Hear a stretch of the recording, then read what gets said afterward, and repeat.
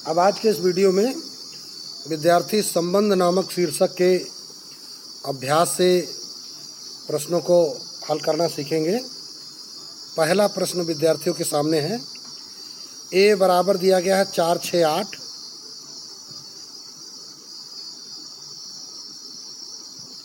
और एक संबंध आर दिया गया है 4, 6, 6, 8, 8, 10 को परिभाषित कीजिए। क्या ए पर आर एक संबंध है?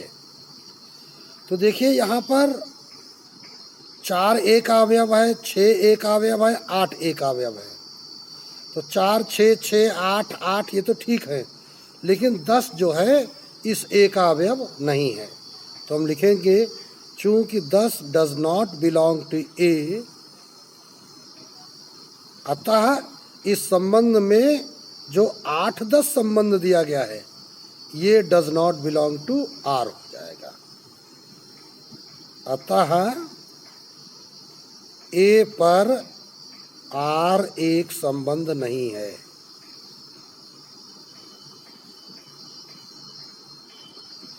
मतलब संबंध के सभी अवयव समुच्चय के अवयव होने चाहिए। ये था फर्स्ट पार्ट। इसी का सेकंड पार्ट में क्या कहा गया है? ए बराबर 3, 4, 5 लिख लेते हैं। बी बराबर 4, 6 और आर बराबर दिया गया है 3, 4, 4, 4, 4, 6 और 5, 6। तो यहाँ देखिए इनके जो बाएं अवयव हैं 3, 4, 4, 5, 3, 4, 5 में ही है। दाहिने अवयव 4, 4, 6, 6, 4 और 6। तो इस प्रकार यहाँ पर हम देख रहे हैं कि यहाँ संबंध स्थापित हो रहे हैं। पूछा जा रहा है को परिभाषित कीजिए। क्या ए से बी में आर एक संबंध है? तो इसका एक सरल तरीका तुमको तीर आरेख सिखाया गया था। तो यहाँ पर तुरंत तीर आरेख बनाओ और तुरंत उससे जवाब मिल जाएगा। ये तुम्हारे पास ए है, ये तुम्हारे पास बी है, ये 4, 6 है, ये 3, 4, 5 है। तो क्या लिखा? 3, 4, 3 से 4 में संबंध, 4, 4, 4 से 4 में संबंध, 4, 6, 4 से 6 में संबंध, फिर 5, 6, 5 से 6 में संबंध। तो यहाँ पर देखिए सारे संबंध सही तरीकों से बन रहे हैं, कहीं कोई दिक्कत नहीं आ रही है। तो हम क्या लिखेंगे?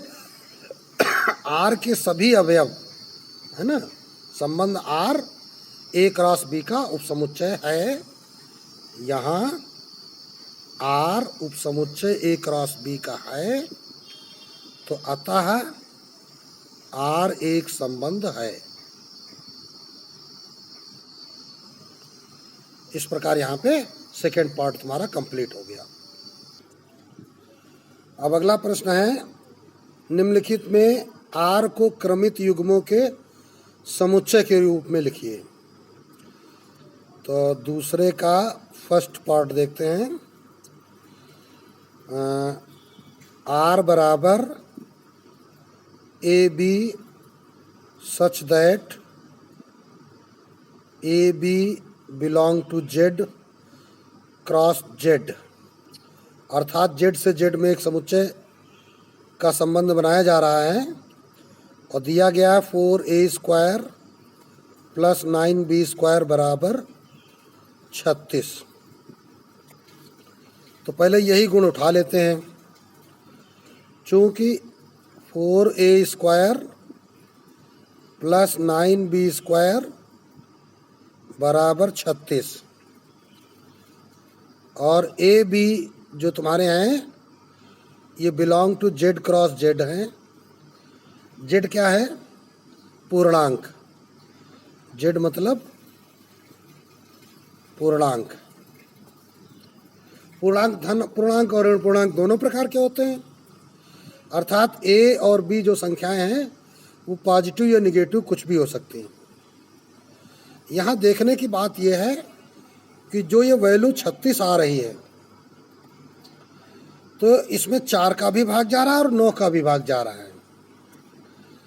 अर्थात अगर हम इसको 0 कर दें तो 9b स्क्वायर बराबर 36, इसको 0 कर दें तो 4a स्क्वायर बराबर 36। तो ये 0 कब होगा? जब a बराबर अगर 0 रख लें। यदि a बराबर 0 तो रिजल्ट क्या आ जाएगा? 9b स्क्वायर बराबर 36। तो हमारे पास आ जाएगा b स्क्वायर बराबर 9 चौको 36 या b बराबर प्लस माइनस 2 आ जाएगा। और क्या करेंगे? यदि हम इसको 0 कर दें, b बराबर 0, तो क्या हो जाएगा? 4a स्क्वायर बराबर 36। तो फिर a स्क्वायर बराबर 4 9 36, a बराबर प्लस माइनस 3 आ गया। तो ये संभावित मान निकल आए। अन्य कोई पूर्णांक रखने पे क्या हो सकता है, जरा देखते हैं जरा। अगर a की वैल्यू यहाँ 1 रखेंगे तो ये बन जाएगा 1 का स्क्वायर 1, 4, उधर पक्षांतर करेंगे, 36 में से 4 घटाएंगे तो 32 आ जाएगा। तो 9b स्क्वायर बराबर 32, तो b स्क्वायर बराबर 32/9, जो कि हल करने पे पूर्णांक प्राप्त नहीं होगा। अर्थात अन्य मानों से हमें a और b पूर्णांक के रूप में प्राप्त नहीं होंगे। अब हम संबंध r लिख देते हैं। a से b में संबंध बनाना था, तो a अगर 0 है तो b के 2 मान आए, 2 -2, तो 0 के साथ 2 पेयर बन गए। इसी प्रकार b अगर 0 है तो a तुम्हारा 3 है और a तुम्हारा -3 है। तो इस प्रकार ये एक संबंध आ गया जो सूची के रूप में प्रकट हो गया है। सेकेंड पार्ट में देखिए क्या कहा गया था। R A B such that A B belong to Z cross Z, A plus B plus 2004 plus 1 बराबर 0। तो इसको लिखते हैं R A B is such that A B belong to Z cross Z, comma A plus B plus 2004 plus 1 बराबर 0। तो जो यहाँ पे गुण दिया गया है उसी को उठा लेते हैं। चूंकि a plus B into B plus 2004 plus 1 बराबर 0, तो इसका मतलब क्या हो जाएगा? a plus B into B plus 2004 बराबर हो जाएगा -1। अब देखो इन दोनों कोष्ठकों का गुणनफल -1 है, तो इसका मतलब इन दोनों में से कोई एक पॉजिटिव होगा और कोई एक निगेटिव होगा। मतलब एक एकम एक होता है, तो अगर ये 1 है तो ये -1 होगा, अगर ये 1 है तो ये -1 होगा। अर्थात इसमें से एक खंड को हम +1 एक बार और -1 दूसरी बार ले लें। यदि b प्लस 2004 को पहली बार हमने ले लिया +1, तो b बराबर क्या आ जाएगा? 1 - 2004 बराबर -2003। b की वैल्यू आ गई। तो फिर a बराबर क्या हो जाएगा? चलिए अभी a की वैल्यू छोड़ते हैं, पहले b के ही 2 मान निकालते हैं। तथा b प्लस 2004 को अगर -1 ले लेंगे तो b बराबर -1 - 2004। तो इस प्रकार ये -2005 वैल्यू आ जाएगी। ठीक है, तो b के 2 मान निकल आए। अब चलते हैं, इसी के सहारे हम a के मान निकालते हैं। तो अब लिखेंगे क्या? यदि b बराबर -2003 तो अब यहाँ वैल्यू रख दो a प्लस -2003 ऑफ -2003 प्लस 2004 बराबर -1 दिया गया है। तो ये कितना वैल्यू आ गया? 1 बराबर -1 a माइनस 2003। 1 का पक्षांतर कर दोगे भाग हो जाएगा, उतना ही आ जाएगा। तो a बराबर आ जाएगा 1 माइनस 2003 चला गया प्लस 2003, तो ये आ गया 2004। फिर यदि b बराबर -2005 तो देखिए क्या होगा, a प्लस -2005 प्लस 2004 बराबर -1। तो a माइनस 2005 इंटू -1 बराबर -1। अब ये माइनस माइनस कट जाएगा, तो a बराबर 1 प्लस 2005, सॉरी यहाँ माइनस था, ये गलती हुई थी, तो माइनस चिन्ह हमने छोड़ दिया था, तो ये 2002 आ जाएगा प्लस का।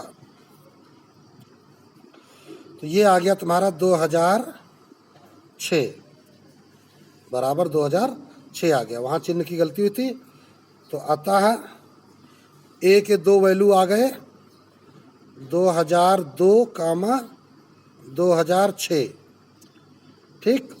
और बी की जो दो वैल्यू आई हैं वो आई है क्या, -2003 और -2005। तो जो तुम्हारा आर बनेगा वो क्या बनेगा,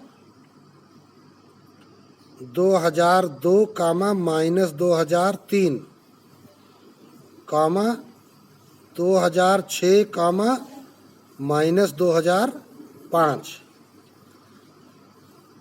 इस प्रकार ये संबंध तुम्हारा आर बन जाएगा। अब तीसरा प्रश्न विद्यार्थियों के सामने है। एक संबंध दिया गया है आर बराबर 0,3 1 1 2 -1 3 -3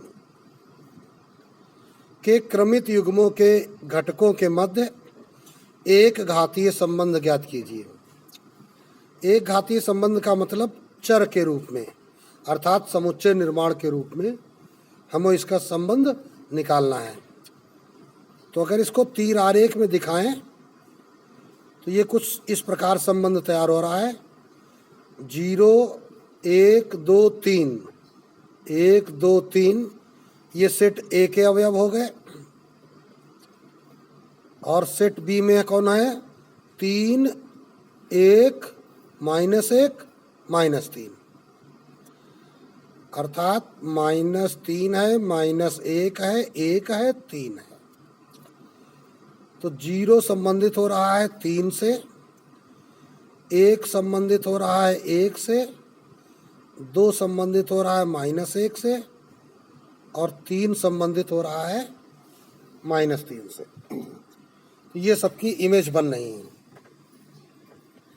तो यहाँ पर देखने को क्या मिल रहा है, 0 और 3 में रिलेशन। तो अगर हम 1 और 1 में रिलेशन,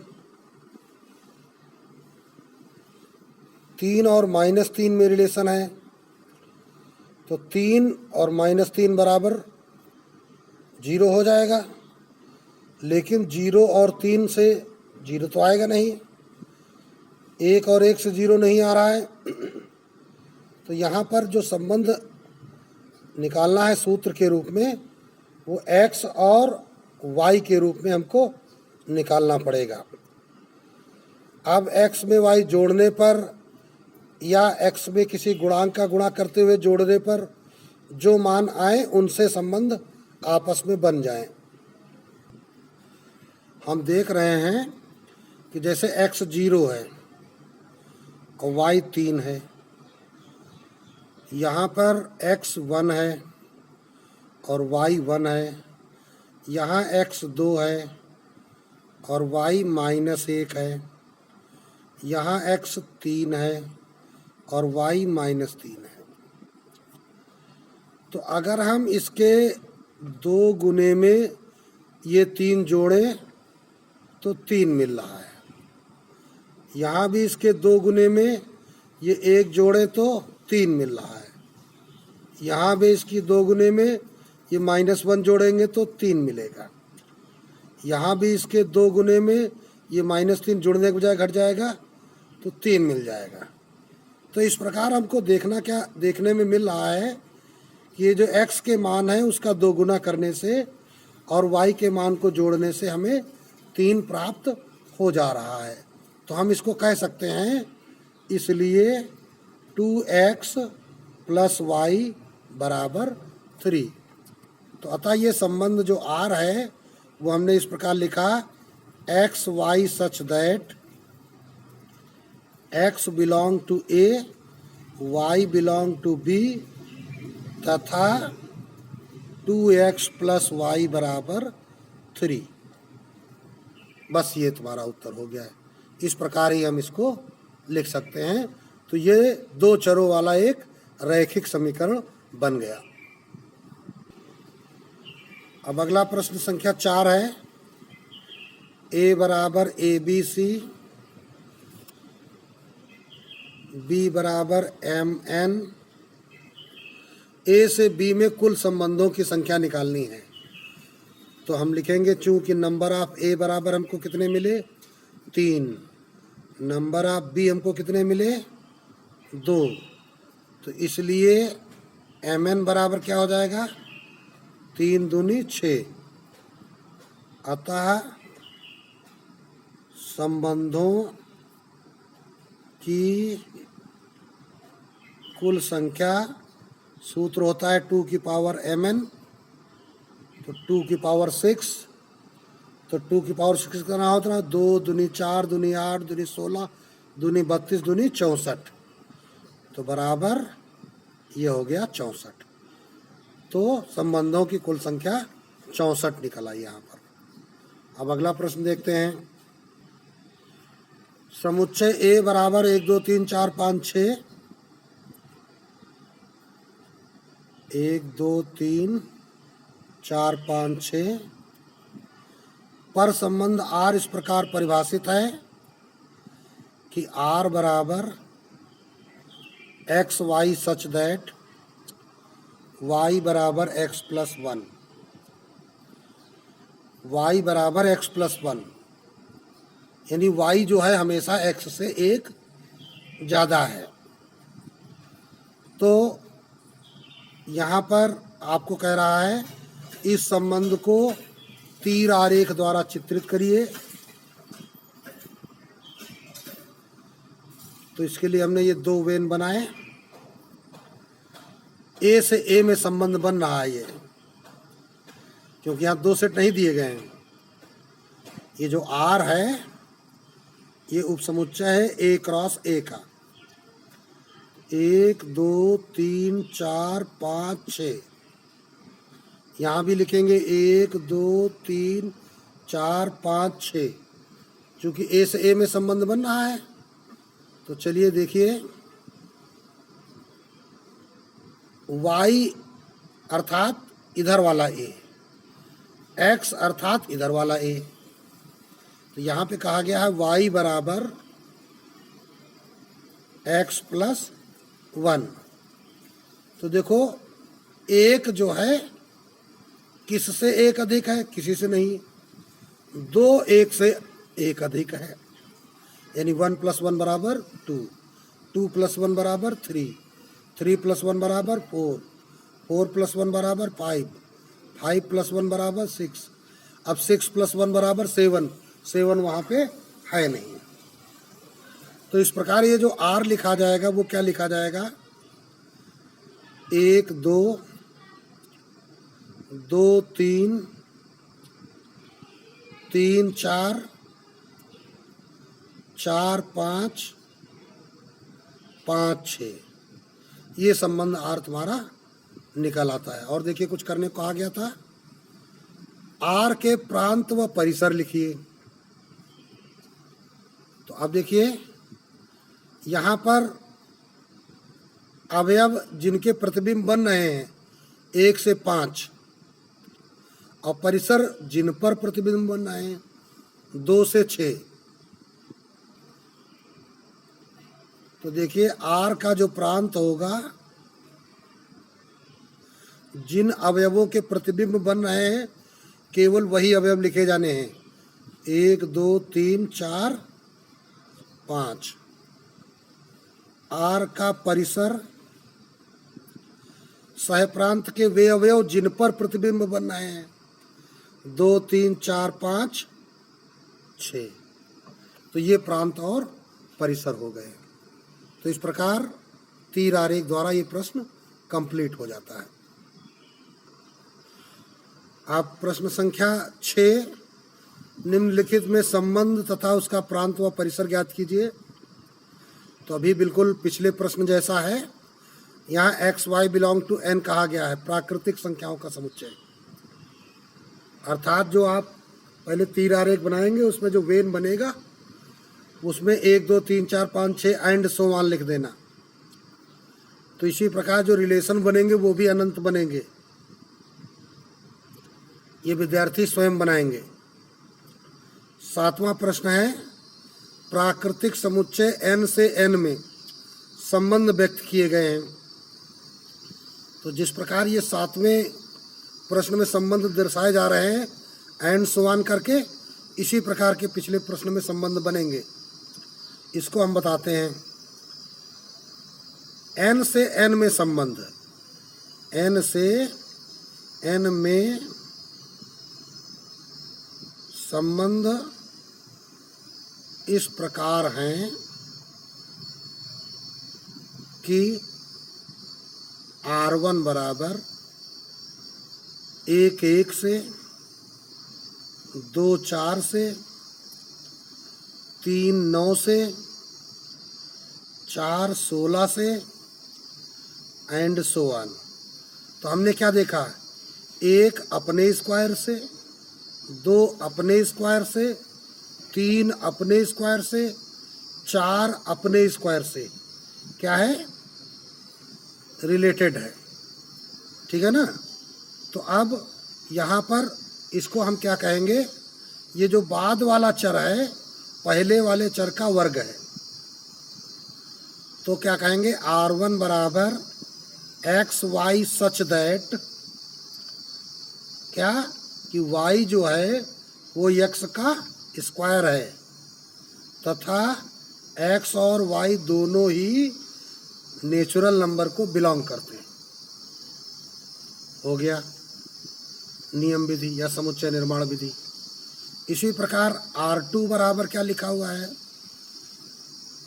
1 3 से, 2 4 से, 3 5 से, 4 6 से एंड सो ऑन। तो यहाँ पे कौन सा गुण देखने को मिल रहा है, तो 1 में 2 जोड़ा, 2 में 2 जोड़ा, 3 में 2 जोड़ा, 4 में 2 जोड़ा। तो जो प्रथम संख्या है 1 2 3 4 वो नेचुरल नंबर बन रही है 1 2 3 4, और जो इसका y है वो क्या हो रहा है, उसमें 2 जोड़ने से बन रहा है।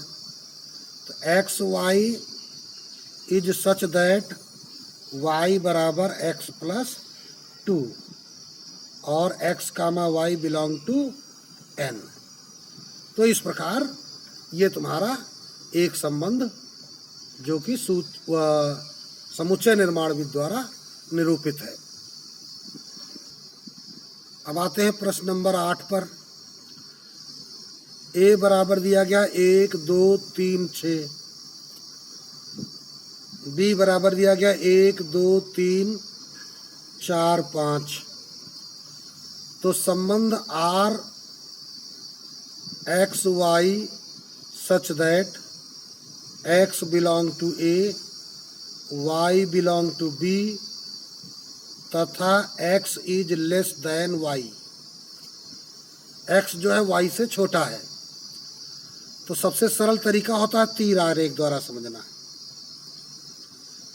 तीर बना लीजिए, ये A है, ये B है, 1 2 3 6, 1 3 4 5, और देखिए क्या कहा गया है, x A का अवयव, y B का अवयव। x हमेशा y से छोटा है, तो 1 किससे किससे छोटा है, 1 3 से छोटा, 1 4 से छोटा, 1 5 से छोटा।